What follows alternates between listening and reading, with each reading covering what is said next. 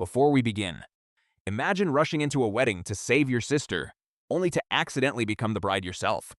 And not just any bride, the wife of the most feared Alpha King alive. Tell me honestly, what would you do? Run? Hide? Or stay and see what fate had planned? Subscribe, like, and stay until the end, because this story contains one of the most unexpected romances I've ever told. Let's begin. Vivienne Hart wasn't supposed to be there. The wedding hall glittered beneath crystal chandeliers. Nobles from across the kingdoms filled every seat. Musicians played softly. Servants hurried between tables. Everything looked perfect. Except it wasn't, because somewhere inside the castle, her sister was crying. Aurora Hart had spent weeks begging their father to cancel the wedding, but he refused. The marriage would strengthen alliances, improve trade, increase power, and power always mattered more than happiness. So Vivienne made a decision. She would help Aurora escape. Disguised in a bridesmaid's cloak, Vivienne slipped through hidden corridors beneath the castle. Her heart pounded. Every second mattered. When she finally reached Aurora's room, the door stood open, empty. A note rested on the dressing table. Vivienne picked it up. "Thank you for believing in me." Aurora had already escaped. Relief flooded through her. Then footsteps echoed behind her. Before Vivienne could react, servants rushed inside. "There you are! What? The ceremony is starting!" Vivienne tried to explain, but nobody listened, because beneath her cloak, she wore Aurora's wedding dress, and in the chaos, everyone assumed she was the bride. The music started, the doors opened, and suddenly Vivienne found herself walking down the aisle toward Alpha King Adrian Nightfall, the most feared ruler in the Western Territories. Tall, dark-haired, silver-eyed, dangerously handsome. The kind of man who could silence an entire room simply by looking at it. Vivienne's stomach dropped. This was bad. Very bad. She opened her mouth, ready to explain, ready to stop everything. Then Adrian looked at her and smiled. Not a cruel smile, not an arrogant smile, a genuinely amused smile. As though he already knew something nobody else did. The ceremony continued. Vivienne panicked. Yet somehow, the vows happened. The rings were exchanged, and before she could stop it, the mating ritual activated. Silver moonlight exploded around them. The bond formed. The room erupted into cheers. Vivienne nearly fainted, because she had just accidentally married a stranger, and there was no undoing a completed mating bond. End Chapter 1 cliffhanger as the crowd celebrated. Adrian leaned closer, his voice low enough for only her to hear. "You are not the woman I was supposed to marry." Vivienne froze. Then Adrian smiled again, which raises a very interesting question. His silver eyes sparkled. "Who exactly did I just marry?"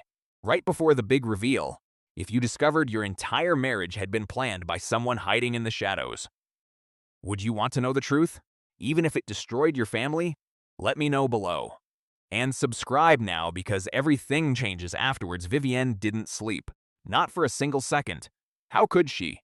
Just hours earlier, she had accidentally married the most powerful Alpha King in the Western Territories. A complete stranger, a man she had known for less than 30 minutes, a man whose name alone made kingdoms nervous.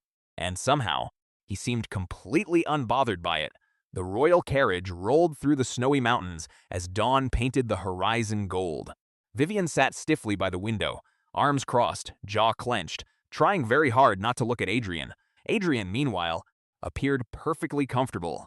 One arm rested lazily on the seat, his silver eyes occasionally drifting toward her, a faint smile constantly threatening to appear. Finally, Vivienne snapped. "Why are you smiling?" The Alpha blinked. "Because you're interesting." Interesting? Most people spend their wedding night pretending to like their spouse. His smile widened. "You spent yours planning an escape route," Vivienne groaned. "This isn't funny." "It absolutely is." She stared at him. He stared back. Then, to her horror, she almost laughed. Almost. "No!" She pointed a finger at him. "Do not make me like you." Adrian looked genuinely offended. "That hurts." "It was supposed to." The Alpha laughed. And somehow, that made things worse. Because he wasn't arrogant. He wasn't cruel. He wasn't cold. He was annoyingly easy to be around. Which was dangerous. Very dangerous. 3 days later, they arrived at Nightfall Keep. The castle sat atop a cliff overlooking a frozen sea.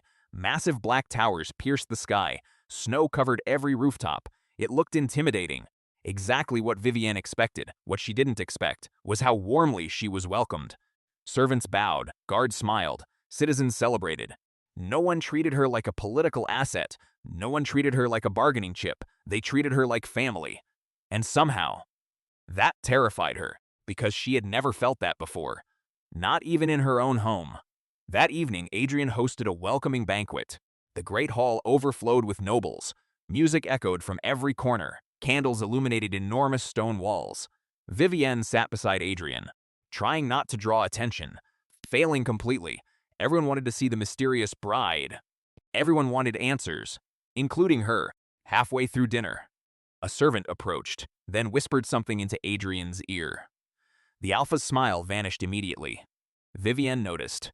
For the first time, she saw the warrior beneath the charm, dangerous, focused, deadly. What happened? Adrian stood.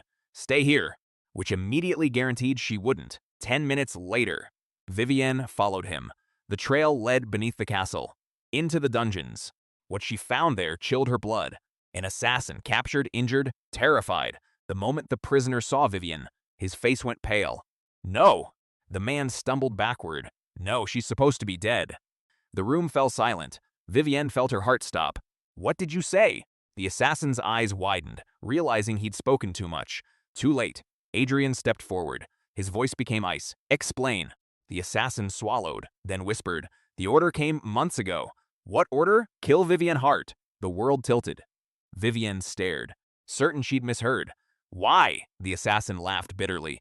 That's the strange part. His eyes moved toward her. We were never told. Silence. Then Adrian asked the question nobody wanted answered. Who hired you? The assassin hesitated, then spoke a single word. Hart. Vivienne froze. Because Hart was her family name. Someone from her own family had ordered her death. Hours later, she sat alone in her chambers, unable to think, unable to breathe. The fire crackled softly. Snow drifted beyond the windows. Then came a knock. Adrian entered, carrying 2 cups of hot chocolate. Vivienne stared. You're an Alpha King. Yes. And you're bringing me hot chocolate. Also yes. She couldn't help smiling. The Alpha sat beside her. For several minutes, neither spoke. Then Adrian quietly said, You don't have to face this alone. The words hit harder than expected, because nobody had ever said that before. Nobody, for the first time. Vivienne felt tears sting her eyes, and without thinking, she leaned against him. Only slightly, only for a second, yet neither moved away, neither wanted to, outside. The storm intensified. Inside, something changed. For the first time since the wedding, Vivienne felt safe. Unfortunately, the peace didn't last. The next morning, another discovery shattered everything. A hidden letter had been recovered from the assassin. An old letter, sealed years ago, addressed to Vivienne's late mother. Vivienne's hands trembled as she opened it. Inside was a single sentence, a prophecy, written decades before her birth. Only the wolf who laughs can save her. Silence. Vivienne frowned. What does that mean? The room remained quiet, until one of Adrian's advisors whispered, The wolf who laughs. Everyone turned toward Adrian, because that had been his nickname since childhood. Across every kingdom, the laughing wolf. Vivienne slowly looked at her husband, and for the first time, a terrifying possibility entered her mind. What if none of this had been an accident? What if someone wanted her married to Adrian, specifically Adrian, and if that was true, then the wedding hadn't gone wrong. It had gone exactly according to someone's plan. Imagine discovering that your entire marriage was arranged by a hidden enemy. Not your parents, not fate, not the moon goddess. An enemy. Someone watching from the shadows. Someone manipulating your life for years. What would you do? Would you search for the truth? Or run before it's too late? Let me know in the comments. And don't forget to subscribe, because in the next lines, the mastermind is revealed. Vivienne must choose between freedom and love. Adrian faces an impossible sacrifice. And everything you thought you knew about the wedding will change forever. Vivienne didn't sleep that night. The prophecy haunted her. The letter haunted her. But one thought haunted her more than anything else. Someone had planned the wedding, not accidentally, not by chance, not because of fate. Someone had wanted her married to Adrian Nightfall, specifically Adrian. And if that was true, then everything had been a lie. The escape, the confusion, the mistaken identity, all of it. Someone had been moving pieces across a board. and she had been one of them. Unfortunately, the answers arrived sooner than expected. 3 days later, another assassin was captured. Unlike the first one, this man was terrified. Not of Adrian, not of the guards, of whoever had hired him. The interrogation lasted hours. Finally, the assassin broke. His voice shook, his hands trembled, and then he revealed the name. Vivienne felt the world stop. No. The word escaped her lips before she could stop it. No. Adrian's jaw tightened, because he had hoped he was wrong too. But the assassin repeated the name, again and again. The same answer every time. Victor Hart, Vivienne's uncle, the man who had helped raise her, the man who attended every birthday, the man who comforted her when her mother died, the man she trusted, the man who wanted her dead. The room spun. Vivienne couldn't breathe, couldn't think, couldn't understand. Why? The assassin lowered his head. Because you inherited it. Silence. What? The inheritance. Vivienne frowned. She knew about the inheritance. A small estate, a little money, some land, nothing important, nothing worth murder. Yet the assassin laughed. A bitter laugh. That's what he wanted everyone to think. The room became very quiet. Because suddenly, everyone realized the inheritance was never about money. It was something else, something hidden, something valuable, something dangerous. That evening, Victor Hart arrived at Nightfall Keep, uninvited, unannounced, as if he belonged there. Vivienne immediately noticed something different. For years, she had seen him as family. Now she saw him clearly. The smiles were too perfect, the kindness too rehearsed, the eyes too cold, a predator hiding behind charm. Victor bowed politely. My dear niece. Vivienne didn't return the smile. Why? No greeting, no pleasantries, just one question. Why? Victor sighed, almost sadly, as expected. Then he looked toward Adrian. This is your fault. Adrian smiled. People blame me for everything. Victor ignored him. Then something surprising happened. He told the truth, the entire truth. Years ago, Vivienne's mother discovered something, an ancient map, a map leading to a hidden vault. Inside the vault, the original treaty that united the Wolf Kingdoms, a document powerful enough to decide who legally ruled the territories. The throne itself could be challenged. Kingdoms could rise. Kingdoms could fall. Victor wanted it. For years he searched, failed, searched again, failed again, until he discovered one final obstacle. Vivienne, the legal heir, the last person capable of claiming it. So he decided to remove her, permanently. The room fell silent. Vivienne felt sick. Not because of the inheritance, because of the betrayal, because someone she loved had never truly loved her at all. Victor smiled softly. You were never supposed to survive this long. The words shattered something inside her. And then everything went wrong. Explosions rocked the castle, glass shattered, alarms echoed through the halls. Victor's soldiers, hundreds of them, hidden inside the city for weeks, waiting, preparing for this exact moment. War erupted instantly. Guards rushed through corridors, swords clashed, people screamed. Amid the chaos, Victor escaped, and he took Adrian with him. By the time the battle ended, the Alpha King was gone, captured. Vivienne felt hollow. For days she had denied her feelings, ignored them, fought them. Now, for the first time, she understood. She loved him, the annoying Alpha, the teasing Alpha, the impossible Alpha, her husband, and he was gone. 3 days later, a message arrived. Victor's seal, Victor's terms. A simple trade, the inheritance, for Adrian. The kingdom's advisors immediately objected. Don't do it. The treaty is too important. The future of the kingdoms depends on it. Choose the inheritance. Vivienne listened quietly, then asked one question. Will the inheritance laugh with me? Silence. Will it protect me? More silence. Will it stay awake all night when I'm scared? No answer, because they already knew. The inheritance was valuable, but Adrian wasn't replaceable. The decision became easy. Vivienne chose him, without hesitation, without regret, without looking back. The exchange took place at sunrise, a ruined fortress. Snow covered the ground. Victor waited, Adrian chained beside him, bruised, injured, still smiling. Even now, even after everything, the idiot was smiling. Vivienne nearly cried. Victor extended his hand. The inheritance. Vivienne handed him the documents. For a moment, it looked like he had won. Then Adrian laughed. Victor frowned. What is funny? Adrian's smile widened. The fact you never understood her.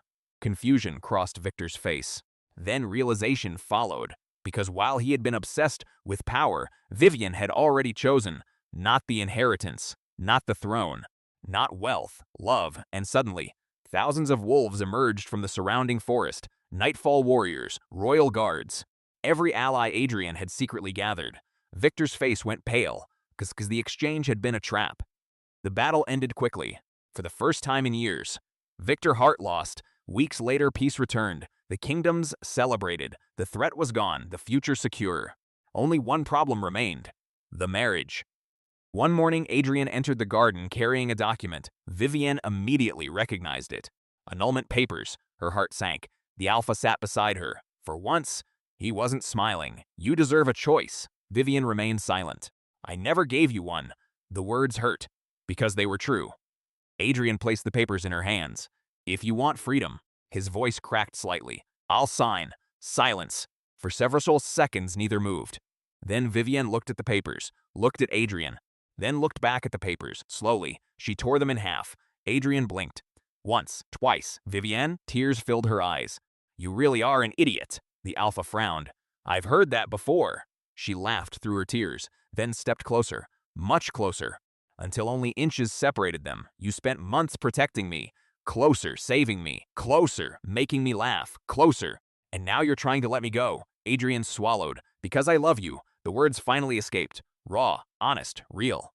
Vivienne smiled, then whispered, "Good." A pause. "Because I choose you." For the first time since the wedding.